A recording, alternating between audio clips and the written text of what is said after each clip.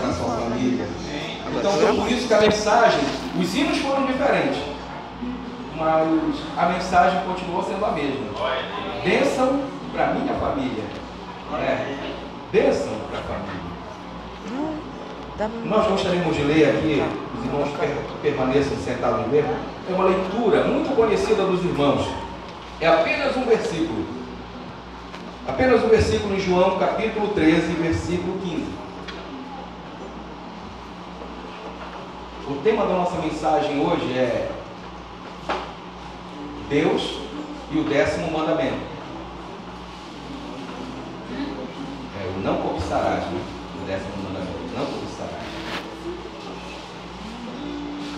O versículo 15, ele diz o seguinte: é Jesus falando, porque eu vos dei o exemplo, para que, como eu vos fiz, vocês façam também.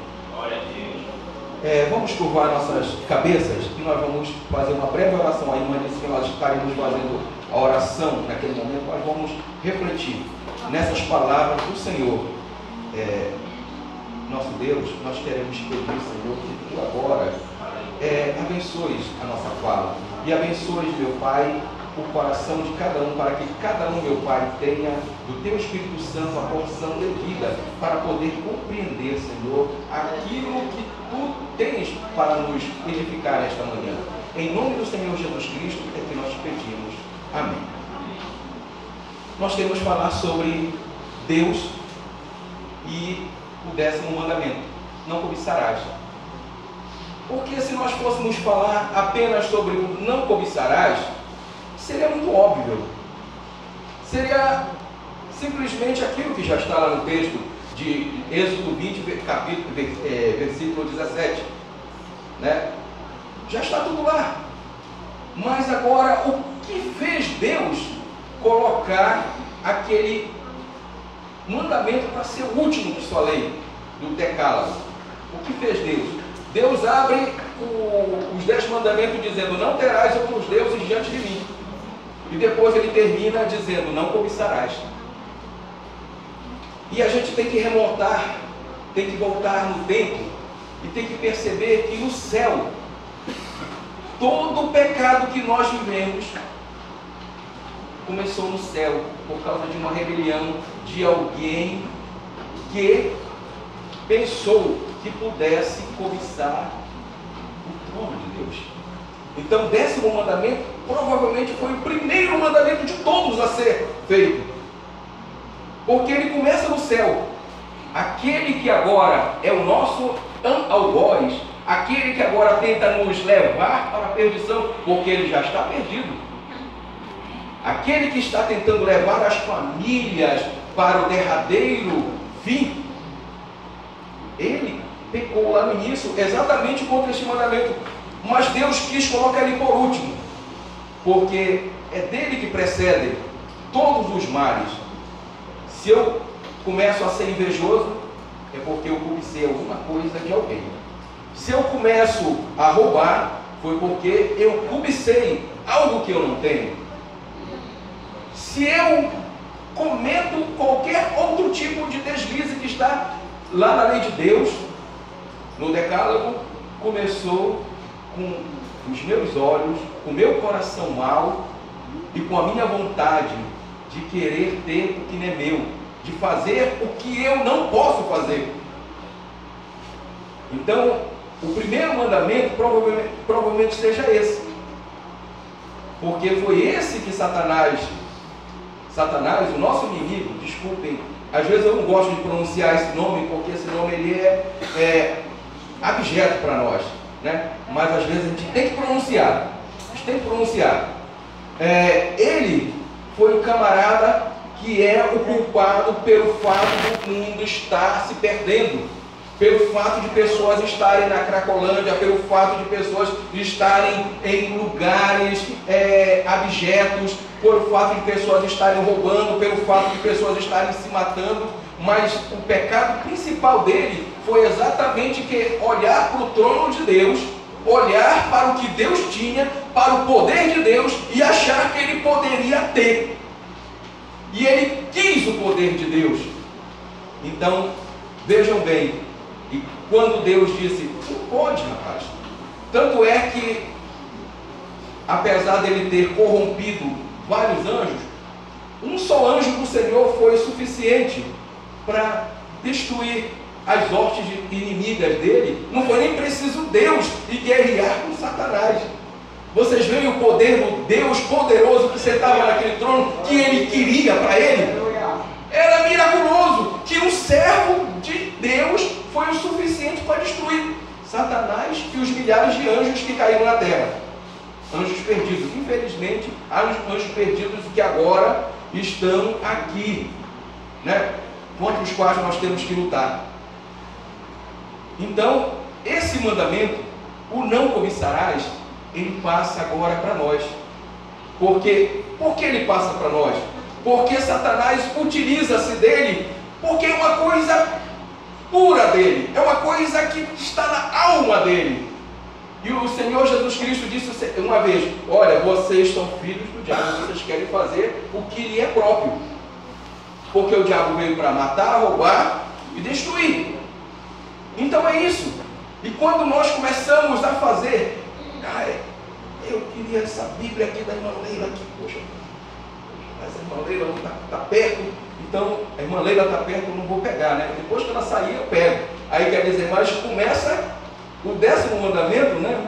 O roubo, que está lá também, que é mandamento, não roubarás. Ele começa com aquele desejo de querer algo que é do outro. Eu quero vestido para as mulheres, né? Eu quero sapato, eu quero relógio. Aí o rapaz não pode, o pai não pode comprar, o pai não pode comprar o relógio, não pode comprar agora o smartphone. O que acontece? Aí tem as vans, né? Tem muito moleque aí que está assaltando nas vans, está assaltando nos coletivos. Por quê? Porque ele acha que é o caminho mais fácil para conseguir o seu smartphone de última geração, né? De última geração. Ele quer aquele da maçãzinha, ele quer aquele um Samsung Galaxy Prime. Então quer dizer, então eles querem, né? Eles querem, mas eles não têm como. Aí como começa? Porque ele viu o amigo dele aí, poxa, é tão bom, né? Ele só faz mexer na tela assim e já. Aí cresce aquela vontade de querer ter o que não é seu, né? Então ele começou a cobiçar. Ele começa a cobiçar, e daí começam os males todos, né? Aí os pais começam a ter trabalho com os filhos, começam a ter trabalho com as filhas. Por quê? Porque também é por aí que começam os problemas familiares. Nós pregamos aqui, nós cantamos, nós ouvimos hinos sobre bênçãos na família, mas para que a bênção na família ela seja apropriada, é necessário que a família se aproprie do que é próprio de Deus. Ela se aproprie não do que é próprio do mundo. A família tem que se apropriar do que é próprio de Deus, porque Deus, Ele veio para te dar vida, e vida em abundância. Ele veio para fazer exatamente o contrário daquele que é o nosso inimigo, né? Então você precisa não mais cobiçar, mas você precisa deixar que o Espírito Santo te dê a força de trabalhar cada um com suas próprias mãos, para adquirir o que vocês quiserem, e vocês vão ter. Estudem, jovens, estudem, porque o Senhor Jesus Cristo disse o seguinte: a verdade vos libertará, e o estudo é verdade. Se vocês conhecerem ciência, se vocês conhecerem história, se vocês conhecerem geografia, vocês estarão livres e, consequentemente, vocês lutarão no mercado de trabalho por melhores cargos, melhores salários. Então, consequentemente, vocês não precisarão estar se submetendo a esses vexatórios que às vezes aparecem na televisão, jovens, né? Jovens sendo achincalhados pela polícia, né? Pela mídia. Mas aquele que estuda, o que acontece? Ele quebra. O pai era pobre, a mãe era pobre, mas ele quebra esse laço da pobreza, porque o Senhor Jesus Cristo liberta. E depois, sabe o que acontece? Esse filho, ele ajuda o pai, ajuda a mãe, ele